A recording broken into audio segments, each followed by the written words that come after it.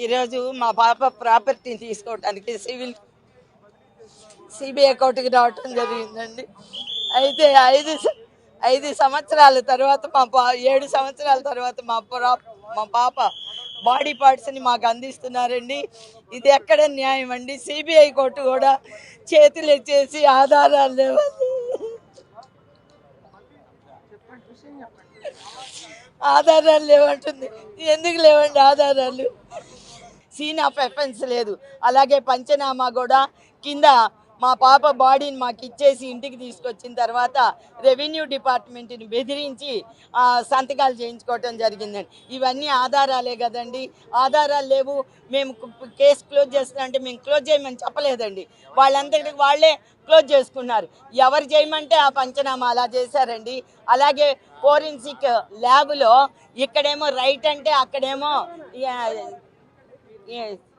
CBI ఇన్వెస్టిగేషన్లో left side అని ఉంది.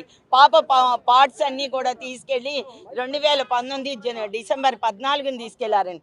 ఈనాడు 2026 ఫిబ్రవరి 14 అది మేము ఫైట్ చేస్తే మాకు ఇప్పుడు అందిస్తున్నారండి. హైకోర్టుకి వెళ్తే సిబిఐకి వెళ్ళమంటారు, సిబిఐకి వస్తే హైకోర్టు. ఇలాగేనండి బాధితులను తిప్పేది.